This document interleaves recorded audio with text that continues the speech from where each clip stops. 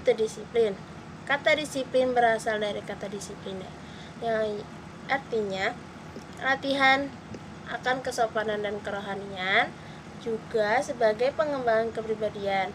Disiplin merupakan suatu yang berkenaan dengan pengendalian diri seseorang terhadap bentuk-bentuk aturan. Yang sikap disiplin yang dilakukan oleh seseorang sebenarnya adalah suatu tindakan untuk memenuhi tuntutan nilai tertentu. Nilai tersebut diklasifikasikan menjadi 5. Yang pertama, nilai keagamaan atau nilai kepercayaan yang menganut tentang kerohanian dan lain-lain.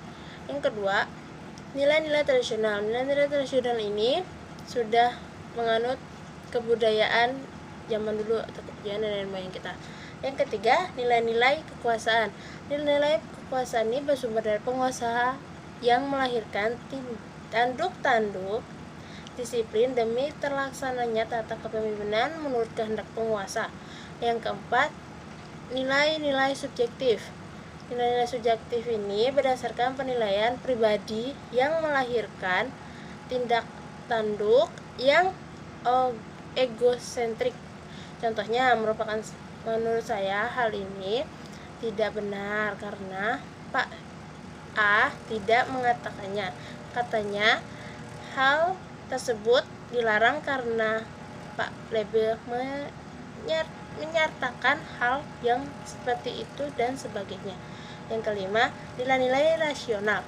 Nilai rasional ini memberi penjelasan dan alasan tertentu. Tindaknya dilakukan tindak tanduk disiplin tertentu untuk mencapai tujuan tertentu. Pentingnya penanaman disiplin kelas. Dalam penanaman kelas,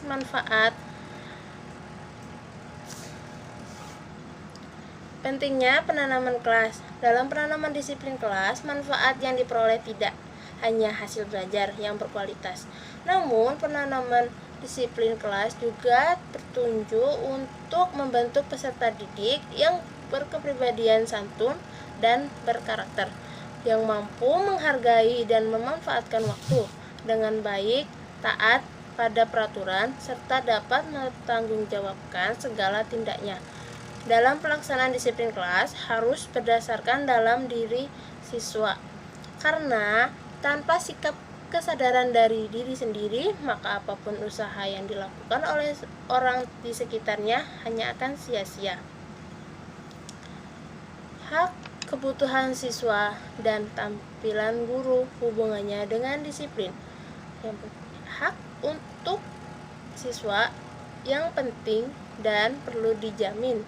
Yang pertama, hak menyelesaikan pendidikan sebaik-baiknya. Yang kedua, hak persamaan kedudukan atau kebebasan dari diskriminasi dalam kelompok. Yang ketiga, hak berekspresi secara pribadi. Yang keempat, hak kelulusan pribadi. Hak yang kelima, hak menyelesaikan studi secara cepat. Tampilan guru hubungannya dengan disiplin. Tampilan guru hubungannya dengan disiplin.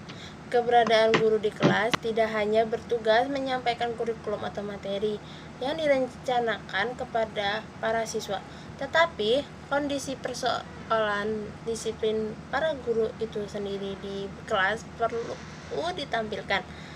Materi dan disiplin harus dikaitkan dengan pemahaman umum dari apa yang diharapkan para siswa. Program yang cukup efektif dalam memberi pemahaman disiplin misalnya dapat dilaksanakan mendiskusikan topik-topik yang menjadi kepedulian sekolah. Faktor disiplin penting lain dapat berkembang pada sejumlah guru di tingkat sekolah dasar dan madrasah yang mengajar secara rutin. Disiplin pada level sekolah dan kelas.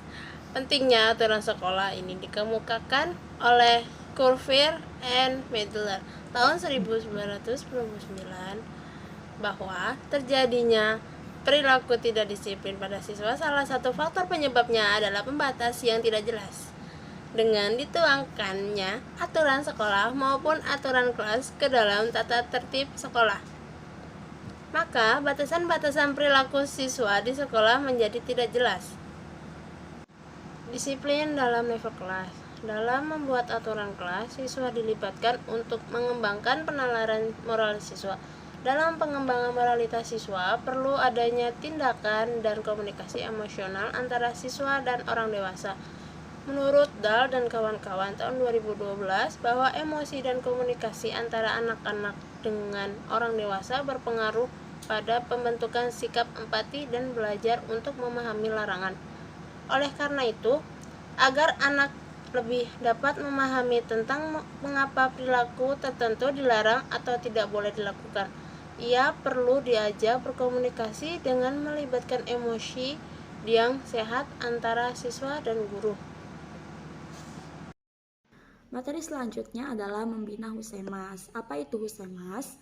Husemas atau kata lain dari hubungan sekolah dan masyarakat adalah hubungan yang dilakukan oleh sekolah kepada masyarakat setempat, orang tua, wali murid, maupun stakeholder. Sekolah itu perlu menjaga dan menjalin hubungan dengan para masyarakat dan juga orang tua wali murid untuk apa? Untuk menunjang program kerja dan juga visi misi agar berjalan lebih lancar dan sesuai dengan apa yang direncanakan seperti itu. Biasanya masyarakat juga dilibatkan dalam proses pembuatan program kerja dan juga dilibatkan dalam acara-acara sekolah. Dalam artikel F. Niwati 2015, ada 3 teknik yang dapat dilakukan untuk pelaksanaan program hubungan sekolah dan masyarakat ini. Yang pertama, ada teknik pertemuan tatap muka kelompok. Yang kedua, ada teknik pertemuan tatap muka individu. Dan juga ada yang terakhir, teknik publikasi sekolah. Baik, kita bahas satu persatu 3 teknik pelaksanaan program Husemas ini. Yang pertama ada teknik pertemuan tatap muka kelompok. Pada teknik pertemuan tatap muka kelompok ini, contoh penerapannya seperti yang dilakukan oleh SD, yang dilakukan penelitian oleh artikel yang kami pilih. SD tersebut setiap akhir tahun setelah sekolah melaksanakan acara perpisahan atau pelepasan kelas 6 setelah melaksanakan ujian.